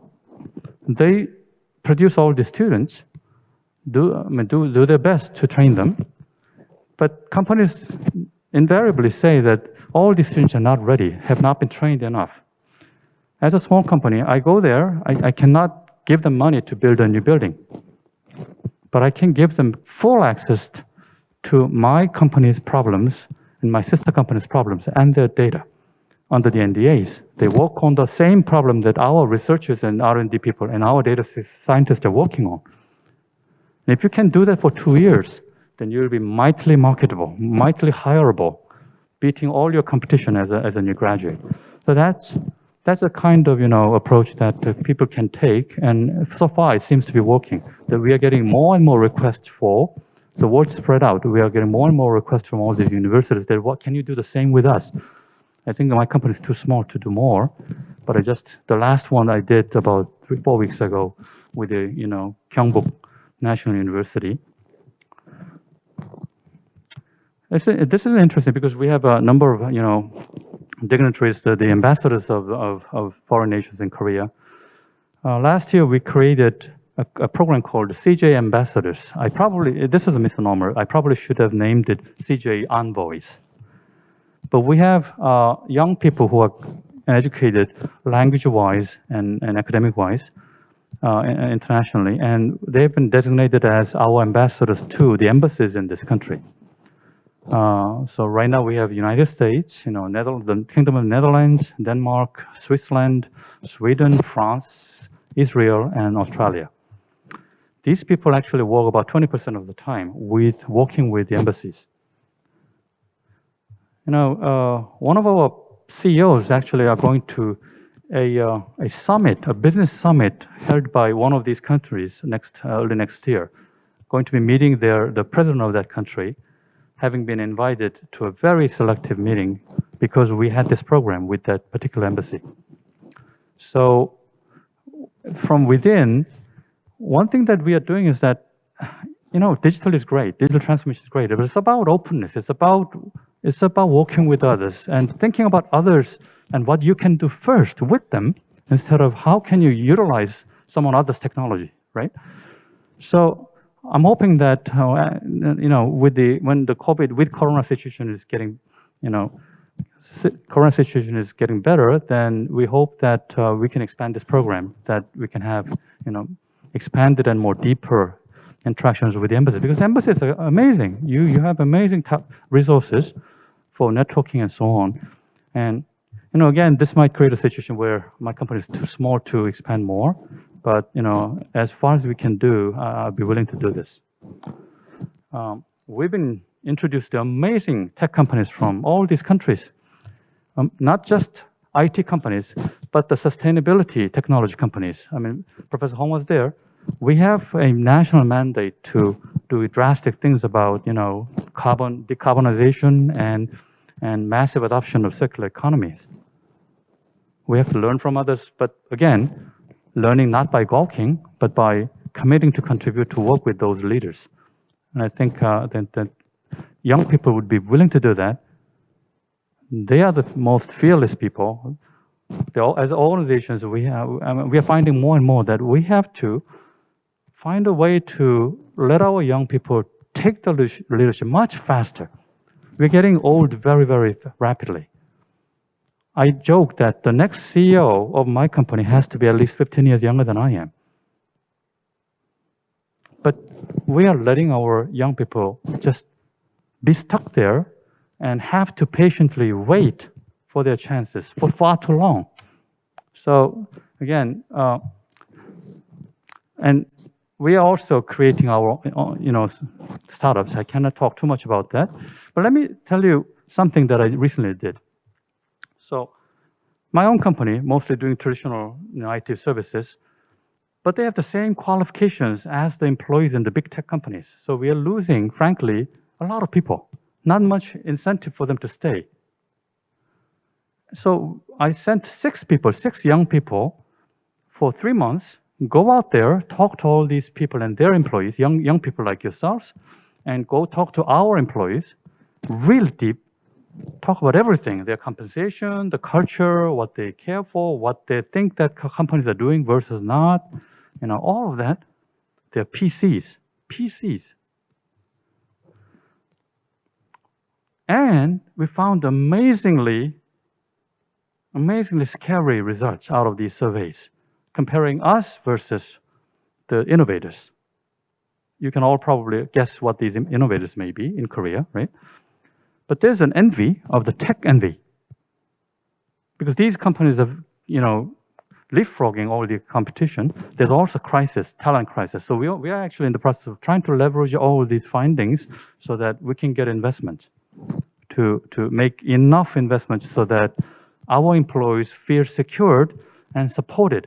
Because they are saying, if they're on the market, if they are employed or if they are finding new companies, they are the ones, because they are digitally trained, they are the ones who will feel like they can change the world. But if you're working in a small, in a functional organization in a large company, you feel like you're a component. You cannot let these people stay feeling like that for long. You have to find ways to empower them. So as I come back, it's about digital transformation, it's about valuing the people that can deliver digital results within your organizations far more and far better than you ever did. And that has to be there. I told you that I'll talk about PCs. So in some ways, in some cases, our PCs were about 28 times slower than the PCs that our most innovative competitors were using, or they were giving their employees. And my young engineer compared it this way.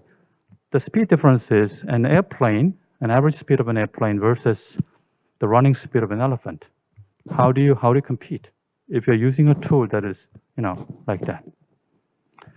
I bet that most Korean traditional companies, 6.6 million companies, are giving their employees PCs like that on the right, when their peers in the tech companies are using, but the price difference is on about $100 or $200 actually or so. So this is the mindset that you have to be ready to give the tools, and you have to listen to the youngest people, the people who are the fearless to say these things. And so that's the basis of, so CEOs, like old guys like myself, we have to listen to the young people, and because they are the only ones who can say the truth to you. So we are doing that right away. There's another chart that we tend to, because we are so worried about all the security leaks, the secret leaks from within to the outside. So we tend to clog our computers with all kinds of software, privacy software, DRM software, blah, blah, blah. We found out that most of our competitors in the tech world have just one software. And then they let their people to freely exchange information, not only amongst themselves, but with the world. And they only punish if there's a gross breach. And that's a complete change of attitude, right? So in your organizations, if someone comes to you and we have to invest in another DRM software, please think again. Because it's when people feel free and empowered, and when people feel that they can decide and act on whatever changes they need to make, that's when transformation can start to happen. So as I said, we're finding more and more that transformation is about culture changes and talent acquisitions, talent nurturing, and so on. So just wanted to kind of leave that as the last point of this talk.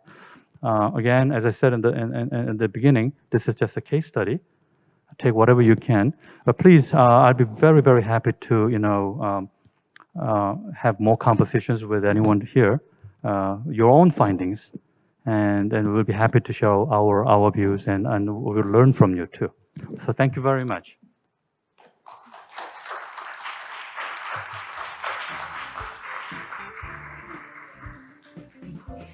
가속화되고 있는 Thank you very much. That was the good presentation regarding the responses by CJ OliveNetworks in this accelerated time of change. Once again, please give him a big round of applause, Mr. Cha Jin-hyok.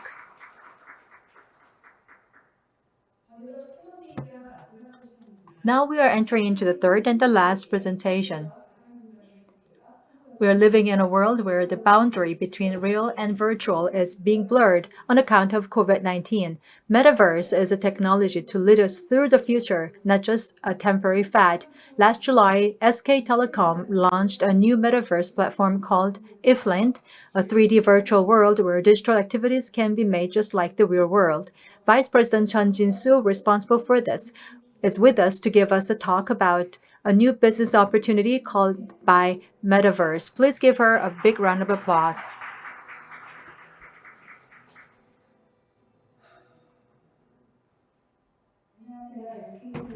Good morning, ladies and gentlemen. My name is Jeon Jin-soo. I'm Vice President of SK Telecom. I'm responsible for the VR and Metaverse. Most of you have heard about Metaverse, right? Because every day that word is in the newspaper.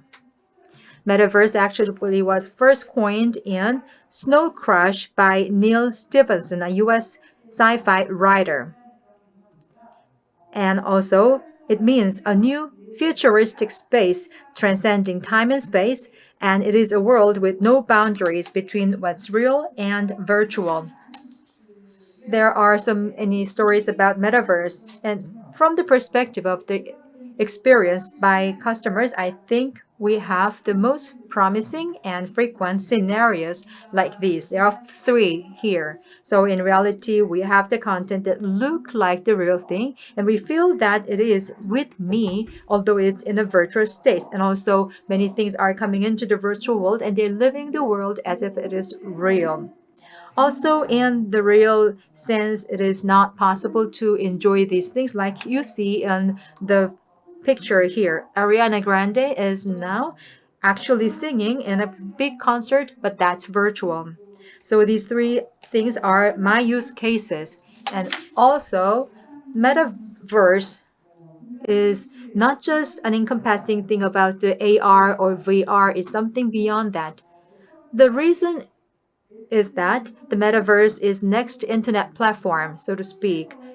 Therefore, in the real world, we are looking at the things in the 2D format. So we are having the interactions and communications in 2D forms at the moment, but in the Metaverse, everything will be in the 3D form. So the videos or images that I look at to purchase a thing in the Metaverse, we enter this space in order to see everything I want to buy in 3 forms. So you can experience the browsing and purchasing in 3D form. This is the future of Metaverse. In terms of the statistics, you see that the CAGR is increasing at a very rapid pace here. By 2030, it will be like 1.8 billion.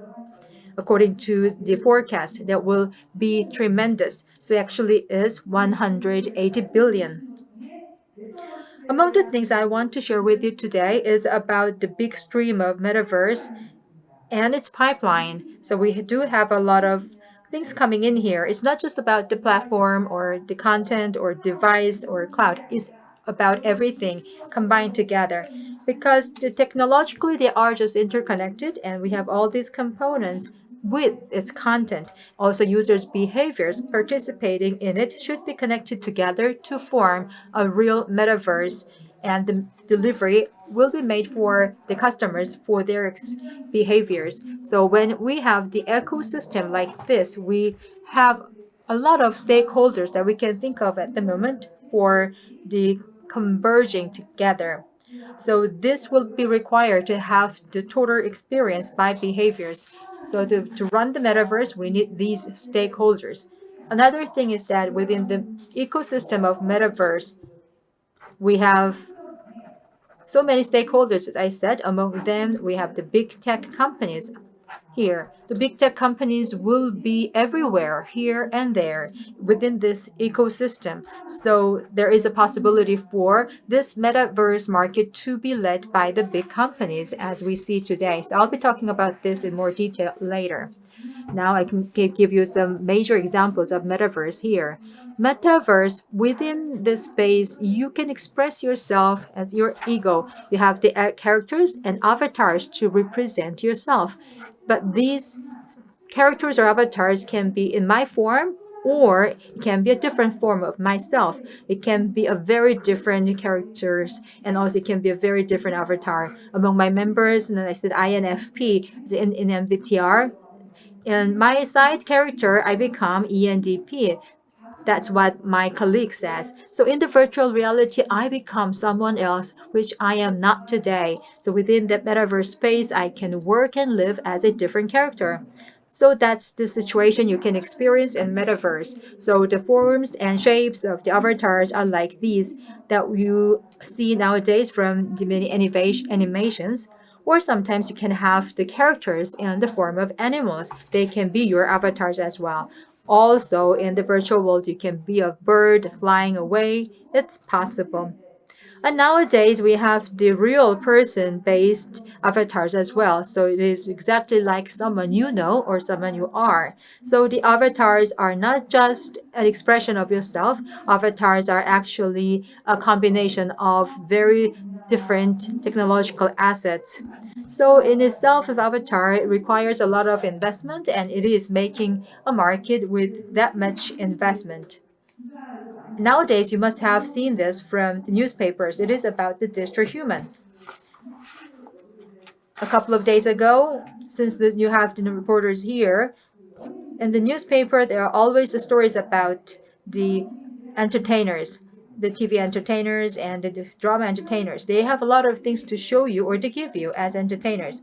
But if these entertainers are doing something unexpected, you have the impact of this. And if these entertainers are going to serve the military, they have to be replaced by someone else because they have the loss here. And also one entertainer can work and play in many different scenes or stages at the same time. So that's also possible here. So that's why digital humans are getting interest, and we are growing this market for digital human. We have the Michaela here, we have Ima, and also we have the Sua in Korea. All these are, we have the Rosie as well. So all these characters that are well known are becoming more and more human-like. They are also working in the internet, and they're getting closer to us. They not only become an influencer, they can become companion of ours. So that's the evolution they are taking. Another important component of metaverse is space. In the end, what we meet in the offline and online is these things. But in reality, because of the COVID-19, we cannot see our friends. We have to go into the virtual place to meet with my friends and others. So my experience of having these meetings is that people are getting together in a space. They need a space to go to in order to have a virtual meeting. So in the metaverse as well, if you want to do something, you don't want to be in a very empty space or just black space. You want to have a realization of a space. You say to your friends, so why don't we meet some place? Why don't we meet some other places as well? So in my executive meeting, we were just having the virtual meeting, and the virtual meeting, their avatars were wearing the suit. So that was very interesting. So they want to be someone they want to look like, but for example, by wearing suit. So it was very laughable at the time. Also, another example, this is real world, and it means that this is quite similar to the real world. And also you can not only just realize it, but also take picture of it. And with using the LiDAR, you can have the replication of the reality. The Louvre is the place you cannot go right now, but you can go there in virtual world. Also, we have something that is made artificially.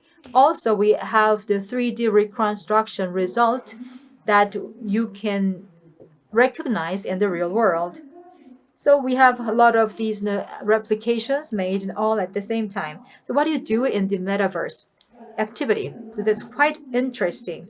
Most of the activities that you do in the real world are being emulated to be replicated. For example, the company called Jikbang, they just discarded all the offices. They made a whole virtual building, and then they just encompassed all theirs in their employees, and also the rest of the space can be rented out. It's in the business of real estate. And Earth too is the replication of the Earth, and also within the Earth they have the businesses of buying and selling real estate. So engaging is also very interesting in here. So the Koreans are quite a lot there, and also Koreans are well known too the business there because they have the business of buying up the land, and the price of the virtual land is going up just like the Gangnam place in the real world. And so reality is kind of reflected into the virtual world, so to speak. So in my experience, I've seen a lot of varieties of the concerts. We are able to do things that we cannot do in the real world. For example, the buskings by some of the performers were also possible. The activities I've been talking about were the replications of the things that we can do in the real world. And if the evolution goes up, if you see the Ready Player One which is a movie, you can see the repetition of the real and the virtual world. You can just go between the virtual and real world. Probably time traveling is possible. It might be possible to go through the times. So in the metaverse, all these things can be a real thing. So you can also have the time traveling. Another important factor for the metaverse is build and create. So in the end, what you say about the games is that the games is the design and the game is for the metaverse. So everything is game and gamification, you might be wondering. But what we have seen so far in the virtual world is that the world has been created by a creator. Customers coming into the world were doing something that were just given to them, but that was not the freedom they had. But nowadays, when we have the Zepeto, all these players in the Zepeto can be free to do everything they want, and they can also make and sell their products as well. One of the most noticeable thing about the economy of metaverse is consisting of these things, as you see from this picture.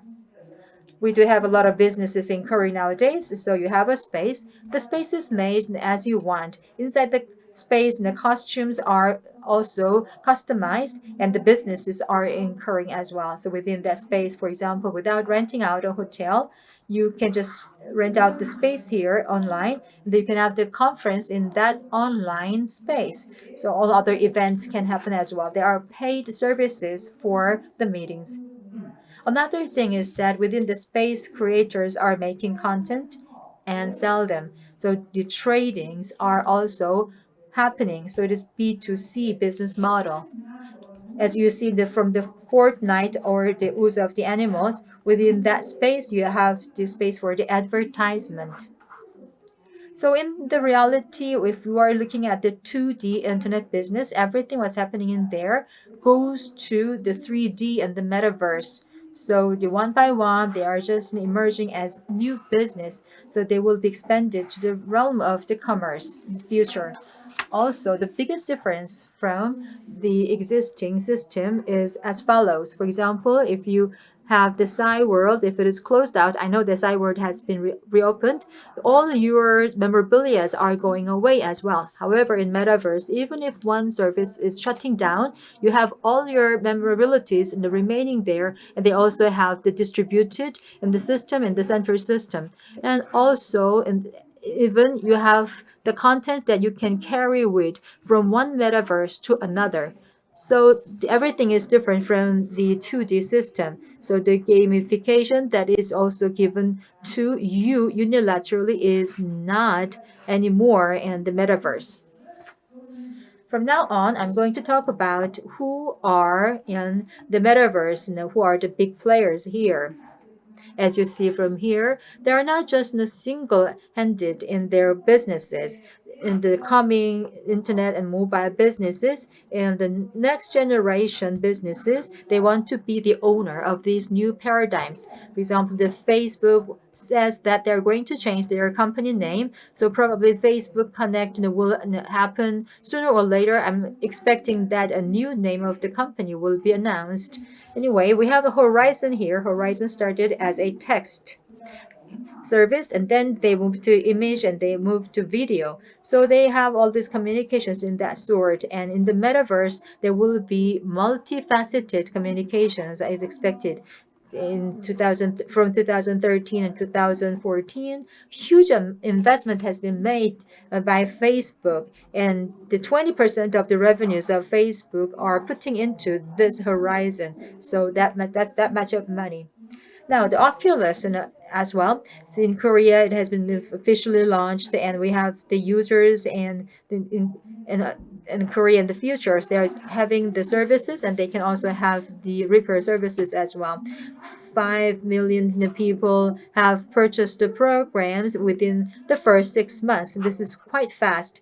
So the Oculus request is not just a service. Through the Oculus request, all the traded services are there. As you see from here, the more than 60 game stations are making the revenues of 1 million within 1 quarter. And out of them, 6 recorded 100 million, 10 million. So that's a big amount compared to their investment. So the people are not afraid of buying things in the metaverse. And when they are in, they are really immersed and before getting out. So in the Facebook, there are a lot of activities are made on this. Next company, next big player is Microsoft. So the AR lenses are used for the remote working, and the remote working is also good for the work from home. So the B2B is quite well done by Microsoft, and they're just doing the alignment with the other players as well. We have the Capture Studio in here. So the SK Telecom is the only company that has the Microsoft computer system in Korea. So recently, the Microsoft came to Korea to have the recording of Coldplay performance, to have the music video. The music itself is very good. Now, originally we had to come together physically to have the music video of the Coldplay, but we couldn't because of the COVID-19. So we had our recording separately, one in London, one in Korea, and then we combined them together. So meaningful to us. And also Microsoft also they acquired that, and also they are expanding the services of creators. And for the VR, they have R2 Space VR. This is quite specialized in the meetings. The company actually shut down before buying up by Microsoft. So they was increasing their businesses, and also they adding the B2B solutions in there. So they are in the process of evolutions, and investments are incurring and more. So within the industry, and for someone like me in the industry, so they are just in competing against the Facebook as well. So they are similar with other programs, but still they are not stopping their investment. So they are making a lot of investment in the games, as you know. Next player is Apple. Apple has a lot of devices all across the world. So based on the applications and devices, they're going to make their own version of the metaverse. So in the iPhone and iPad, they can have the kit for the AR, and also they announced that this is the biggest AR platform in the world. So these are in the early stage. So in my recollection, it was like 2009 or 2008. Since then on, Apple was actually acquiring a lot of tech companies continuously. And Tim Cook, the CEO of Apple, said that the AR is the next paradigm after smartphone. So the AR will be the paradigm shift element is that. So as you know well, Apple is like the company that is actually doing things inside. So there are so many companies here. And as I see that people in the physical world is getting less and less because they move to the metaverse. So that's what we see as a kind of image here. Another very important player is the Epic player, which is very well-known game company. So that is also collaborating with the Apple as well. So the Apple Epic games have their own game engines that are putting into the platform so that the developers can use them to make their own games to grow the market. So within the Epic Games, there are some members of the company wondering, why do we have to give these to other external developers for free? But anyway, what they wish to have is to have the creation of ecology, and also developers of the games can be benefited by the Epic Games. And Tim Sweeney, who CEO of Epic Games, has his philosophy like that. They're just doing a lot of things for other developers. On the right, upper right, we have the meta-human, the digital humans. So we call them the meta-humans. After meta-human is out, there were so many people, colleagues who were shocked because of the high quality. So if you have time, please visit YouTube to see this meta-human. They are really real. But we still do have the uncanny valley. So we do have some kind of negative reactions because they are not real looking real people. But anyway, they are in this path of evolution in the future. So if they evolve more, I'm sure that the output will be different in the future. So this digital human is also getting a lot of investment, and they will also be in the biggest evolution. I'm sure that the whole market will be growing in the future.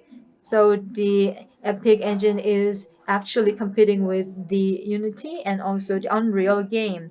And also, if it is a game, we have to make the 3D models, we have to make it move, and we do the rendering to make it look like something real. In case of Unity, this is different from Epic Games or Unreal. They're very light. So in terms of its philosophy, it's quite different. It also has the philosophy of democratization of development. They are willing to make investment to grow the market. So Unity, as I said, is light, and also in terms of the CG making, some of the experts say that the Unity is not so high quality. But time has changed, and also Unity getting higher in terms of the quality. Roblox is also based on Unity. I'm sure that Unity is also evolving very fast, and it is not just providing the game engines, but also providing some of the other forms that can be used in the industry. Now, Roblox. Roblox is a game changer. I talked about the case of Microsoft before, but the Roblox content is being enjoyed by more than 10 billion people. So many people are using Roblox to make content, and they're spending time within. Also, as you see from here, you will know that there is also a lot of series of games like Squid Game and many other games inside Roblox. There are hundreds of things coming out in here. It's been less than a month for the Squid Game was released, and then also within that short period of time, many people are able to make other games in here. So that's why Roblox was listed this year, and the marketization is like 5 to 6 billion. And more than what they earn, the creators are earning at more. And also in Korea, we are very proud to present you this. That is the Zepeto as a part of Metaverse. And Zepeto is used by foreign users by 90%. The reason why I'm giving you Zepeto is that because of the COVID-19, you're not able to meet with the people you want to see. In that case, within this space, you have the fan meetings or you have the chance to see your celebrities. Also, in the realities, you cannot afford luxury items, but in this space, you can purchase these luxury items in the virtual place, like with just tens or $20. So you can have the satisfaction indirectly by purchasing or owning this online. Also, the digital booths are quite product nowadays. Some might wonder, why do you have to buy these things when you cannot wear them for yourself? But the response to that is that they are not going away. They will last forever. So we have a different attitude and different mindset of the users that we have to be expecting. 3 months ago, we launched this brand, Ifland. And this Ifland has a lot of services inside, and some of them are still in development. So we have the Ifland. It means that we can do anything. What if? What if? So we have the concept of all these new lanes. So this is the video I'm going to show you now.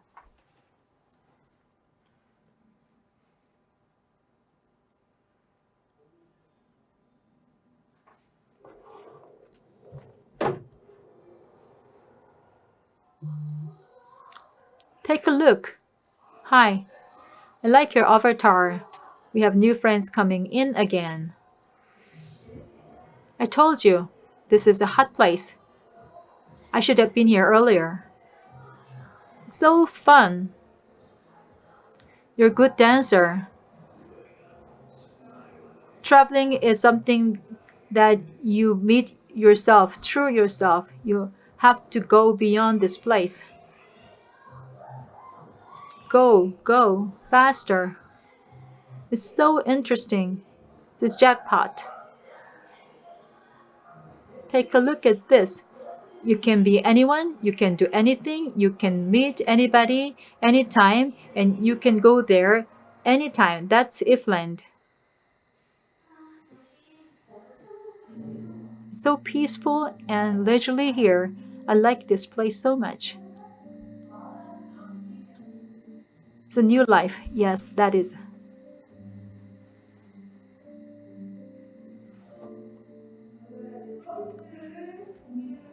We released the services. It's been 3 months.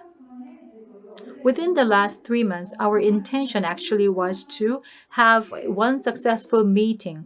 We wanted to facilitate one meeting for everybody, whether they are just old or young, male or female, they can come in and use it. And also, we started the convocation in the Soonchunhyang University this year, and also we had in the job fair, and also had the midnight cinema here. So Bucheon in movie festival was also held in here. So from 10 p.m. they had the running of the independent movie. After running the movie, the directors and actors were there to have the interview.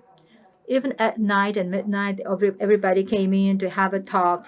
Also inside, they had the chasing of the chairs. That some of the chairs were occupied before somebody else coming in. So you have to get away, and this is my chair. So we were able to witness something similar. What's happening in this real world were also repeated in this metaverse as well. We also had the fan meetings as well. Celebrities came in and had a talk, and they didn't have to just wear suits or jackets. They can just participating in the voices only. They like it very much. Also, we had the press conference in Ifland, and also all these journalists came in with their pajamas, PJs on.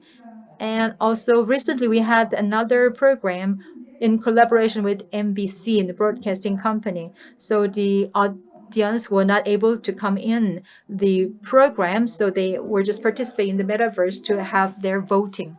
This is something we did not intend, but the people began wearing in the same costume, and they were having the group dancing. So 1 a.m. is the hottest time for people. So with the fireplace in the center, they're just running, and also the dancing. We also had the auditions. So auditions for the extras were also made as well. So we are making now the web series. If you recall it very much, when we had the first days of the TikToks or other programs, we had the influencers. So we have Ifland influencers we recruited. So our intention was to have 15 of them, but hundreds of thousands of people were gathered to become influencers. So they just showed their talents and skills this much. So what is happening in here is also seen from this video. Hello, my name is Ipyeong. I don't know how to part with my girlfriends, but I would like to know how we can be a good partner. The title today is The Legend Idol. We will have a talk about this. I think this group is the legend. If you have your group that you believe as a legend, tell me. The BTS. Yes, BTS is surely a legend, making a history. So who's loving BTS? Sandra.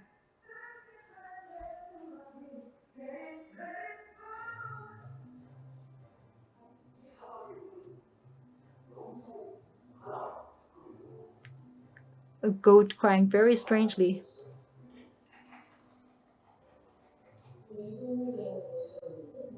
Was it intentional or was it meaningful anything that you had? I was wondering which can be scary for other people and shocking at the same time. I lived my life through very hard. Thinking of it in itself will give you a goosebump. Why don't we go to another place anew? Let's all together see this and talk about this.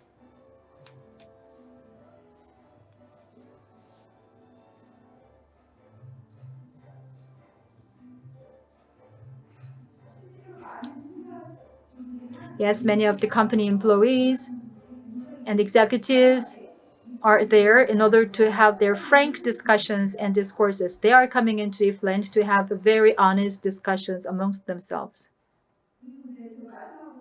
One last thing from me is the volumetric capture studio in SK Telecom. We are running it at the moment. In the past, we had the 3D manually made human beings, but we are now using 106 cameras and 53 IR cameras to record this. So in the system, automatically using the AI system, this is made. So recently, we also had this hologram done with the BTS. So the watching will be explaining much more. This is eloquent, and also this is about the K-pop with the girl groups. No, we are just doing this. They are not human beings. They are the automatic realization by AR and VR. So that's the quality you see right at the moment. And you don't have to use any manual job at all. So there's no uncanny valley here.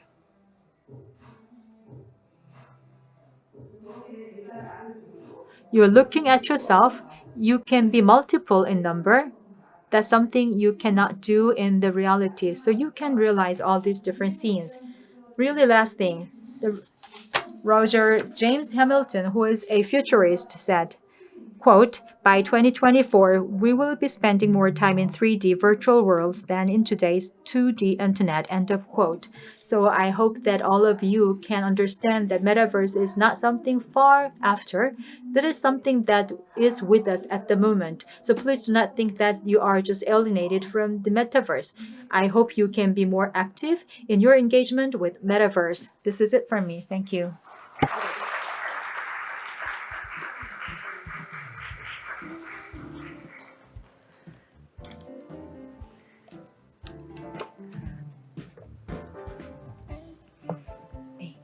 본격적 개화를 앞둔 메타버스 시대에 Thank you very much for the interesting presentation on the Metaverse era. Please give her a big round of applause once again.